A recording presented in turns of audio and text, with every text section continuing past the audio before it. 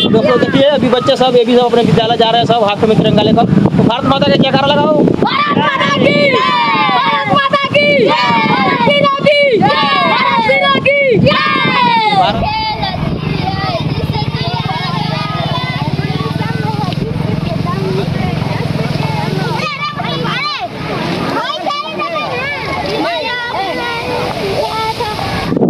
आओ झुककर सलाम करें उनको जिनके कारण यह दिन आता है, खुशनसीब होता है वह खून जो देश के काम आता है। आप सभी देशवासियों को 75वें स्वतंत्रता दिवस की हार्दिक शुभकामनाएं एवं बधाई देता हूं। दोस्तों आज पूरा भारतवर्ष बहुत ही गर्व के साथ, बहुत ही हर्ष और उल्लास के साथ अपना स्वतंत्रता दिवस मना रहा है। पूरे इंडिया में पूरे देश के सभी धर्म संप्रदाय, सभी जातियों के वर्ग इस पर्व को मनाते हैं। दोस्तों भारत का सिर्फ 3 ही राष्ट्रीय पर्व है। एक 15 अगस्त है स्वतंत्रता दिवस, 2 अक्टूबर गांधी जयंती और एक तीसरा है 26 जनवरी गणतंत्र दिवस, जिस दिन हमारा देश का संविधान लागू हुआ था। तो दोस्तों 15 अगस्त 1947 को ही हमारा देश आज़ाद हुआ था और इसी आज़ादी के उपलक्ष्य में हम शहीदों के सम्मान में जो उन्होंने बलिदान दिया, जो उन्होंने देश को आज़ाद कराने के लिए संघर्ष किया, उनके संघर्ष गाथा को याद करते हैं। शहीदों का हम सम्मान करते हैं, देश को आज़ाद कराने वाले महापुरुषों को याद करते हैं और एक नई उमंग और ऊर्जा के साथ देश में एक नया अच्छा प्रयास करने की कोशिश करते हैं। दोस्तों देखिए इसी के संदर्भ में हमारे ग्राम सभा में भी बहुत शानदार तरीके से 15 अगस्त स्वतंत्रता दिवस को बहुत ही धूमधाम से मनाया जा रहा है। आप देख सकते हैं हमारे छत पर अभी तिरंगा लहरा रहा है और गांव के सभी छतों पर देखिए, गांव के लगभग सभी घरों पर तिरंगा बहुत देखिए लहरा रहा है। देखिए अगल आपको दिखा रहे हैं, चारों तरफ तिरंगा लहरा रहा है। बहुत ही अच्छा लगता है जब इस तरह की भावना सबके अंदर होती है और कहीं ना कहीं ये भावना होनी भी चाहिए कि क्योंकि शहीदों ने बहुत ही कुर्बानियाँ देकर हमारे देश को आज़ाद कराया और उनके संघर्षों के बल पर ही, उनके त्यागों के बल पर ही आज हम और आप जो स्वतंत्रता के माहौल में अपनी अभिव्यक्ति की आज़ादी के साथ मतलब हर तरह के आज़ाद होकर हम जी सकते हैं और उन्हीं का त्याग और संघर्ष ही है जो हमें इस मुकाम तक लाया है।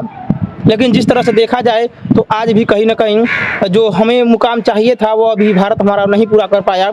75 साल आज़ादी के हो गए लेकिन फिर भी आज तक गरीबी, अशिक्षा, बेरोजगारी और तमाम तरह के अंधविश्वास और कुरीतियों में भी हमारा भारत जकड़ा हुआ है। कहीं ना कहीं इसको दूर करने की ज़रूरत है, तभी जाकर हम एक अच्छे और सच्चे भारत के निर्माण कर सकते हैं। और हमारे शहीदों ने जो जिस तरह से बलिदान दिया, इस देश को आज़ाद कराया, उन्होंने यह नहीं सोचा था कि 75 साल में भी भारत को इस तमाम मूलभूत सुविधाएं नहीं मिल पाएंगी, क्योंकि अभी हमारे देश में जो राजनीति करने वाले नेताएं हैं कहीं ना कहीं उनकी लापरवाही है, उनकी कहीं ना कहीं ये कमियां हैं कि आज तक हमारे भारत को अभी विकसित राष्ट्रों की श्रेणी में नहीं ला पाए और आज भी हमारा भारत भूखा, गरीब, बेरोजगार और तमाम तरह की समस्याओं से जूझ रहा है। जाति, संप्रदाय, मजहबों में बटा हुआ है और ये कहीं ना कहीं हमारे भारत की तरक्की में बाधक है और हमें इन सब चीज़ों से ऊपर उठकर देश को एक महान देश बनाने के लिए, देश को विकसित देश बनाने के लिए एक संघर्ष करने की जरूरत है। सबके अंदर एक सकारात्मक सोच लाने की जरूरत है और सबके सहयोग से ही हमारा देश आगे बढ़ेगा। हम जिस भी क्षेत्र में हैं, चाहे हम किसान हैं तो अच्छी खेती करते हैं, वही हमारा एक देशभक्ति है। हम डॉक्टर हैं तो लोगों का इलाज करें,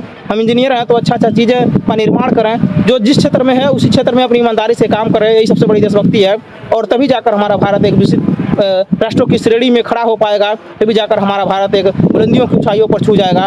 फिर भी इन तमाम देश हमारा मजहबों, धार्मिक संगठनों और तमाम कुरीतियों में जकड़ने के बावजूद भी आज हमारा देश कहीं ना कहीं उन्नत कर रहा है और तमाम क्षेत्रों में सफलता भी देश को मिली है और यह हमारे लिए गर्व की बात है। और हमारा प्रयास यही रहेगा कि हमारा देश और भी आगे जाए, सबके सहयोग से,